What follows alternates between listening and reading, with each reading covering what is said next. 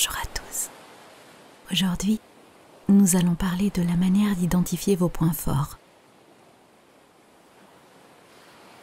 En tant qu'être humain, nous avons souvent tendance à négliger nos points forts, nos points positifs, et à nous voir d'un point de vue très critique et souvent même négatif.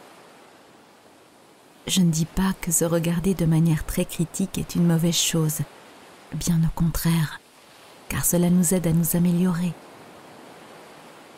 Mais si nous nous concentrons uniquement sur les choses pour lesquelles nous ne sommes pas si bons, nous tuons complètement notre véritable potentiel.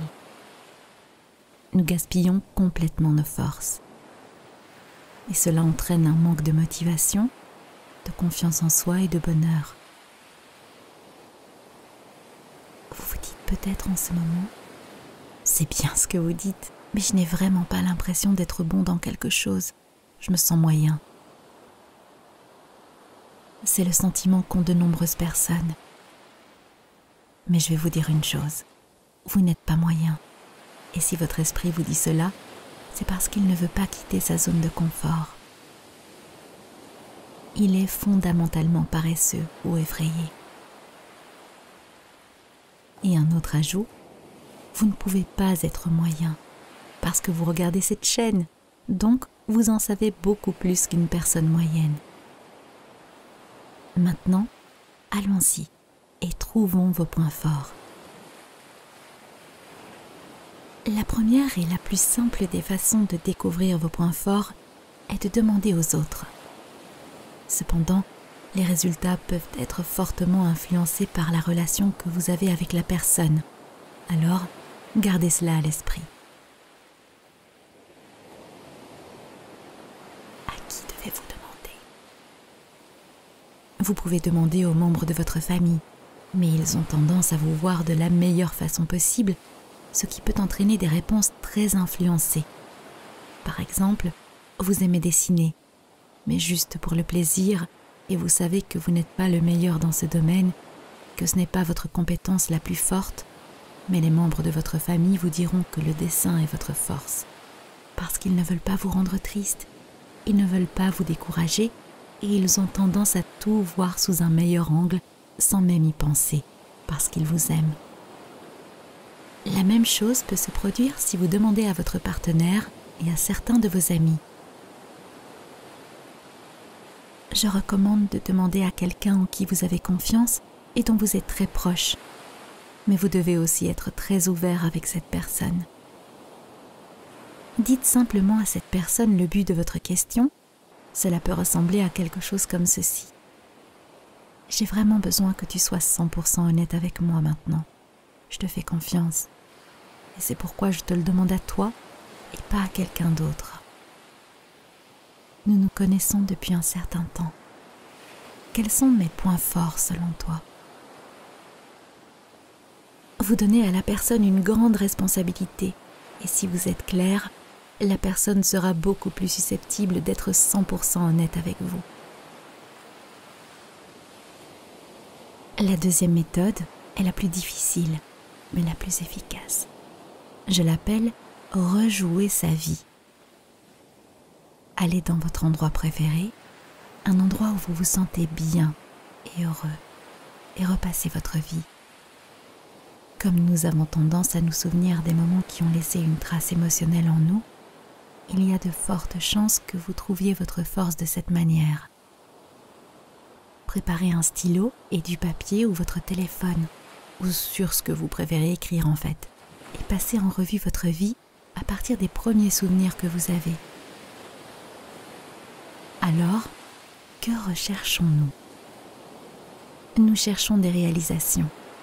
Réalisations professionnelles, réalisations scolaires, réalisations personnelles. Notez-les toutes. Cela prendra du temps et vous devrez probablement le faire plusieurs fois. Lorsque vous aurez l'impression de les avoir toutes, voici le travail d'analyse. Cherchez le lien entre elles. Triez-les en groupes. Les groupes peuvent être ce que vous voulez et dépendent des similitudes que vous allez trouver. Vous pouvez aussi faire plusieurs groupes. chacun d'entre eux réduira les sujets. Par exemple, si vous aimez le sport, une des sections de groupe peut ressembler à ceci. Sport. Vous allez maintenant énumérer les sports dans lesquels vous avez réalisé des exploits. Football, volleyball, basketball. Ici, vous allez approfondir chacun des sports en écrivant ce que vous avez réalisé dans chacun d'eux. Disons que vous avez eu le plus d'exploits en football. À quelle position jouiez-vous? Un défenseur? Eh bien voilà, c'est fait. L'une de vos qualités est d'être un bon défenseur de football. Vous vous dites peut-être que c'est bien, mais que pouvez-vous en faire? Eh bien, ce n'était qu'un exemple. Vous pouvez le faire non pas avec le sport, mais avec le travail, la vie, d'autres passe-temps, etc. Mais restons-en à notre exemple du football. Après les réalisations sportives, vous passez à d'autres groupes. Par exemple, la vie. Ici, vous verrez comme votre plus grande réalisation le fait d'avoir un enfant, une famille. Si vous avez des émotions positives à ce sujet, il semble que vous soyez bon avec les enfants, que vous vous occupiez de votre famille, n'est-ce pas? Après cela, vous passez à l'autre groupe. Par exemple, le travail. Et ici, vous découvrirez que votre plus grande réussite professionnelle est d'avoir été bon pour diriger une équipe, diriger des projets. Je simplifie cet exemple, sinon nous y passerions beaucoup de temps, mais je pense que vous avez compris. Dans notre exemple, vous auriez 3 grandes forces. Bon défenseur de football, bon avec les enfants et bon manager. C'est génial! La personne dans cet exemple pourrait par exemple commencer à réfléchir à l'ouverture d'une école de football pour enfants où elle pourrait combiner toutes les forces découvertes. La 3e et la dernière manière dont je vais vous parler est l'analyse de votre travail actuel ou de vos études. Cette méthode est relativement facile puisque vous n'avez pas à penser au passé. Dans cet exercice, concentrez-vous uniquement sur ce que vous faites en ce moment. Si vous étudiez, demandez-vous « Pourquoi j'étudie ceci ?» Quels sont les cours qui m'intéressent et ceux que je trouve ennuyeux? Dans les projets de groupe, suis-je le chef du groupe ou est-ce que je m'occupe par exemple de la présentation ou d'un travail d'analyse?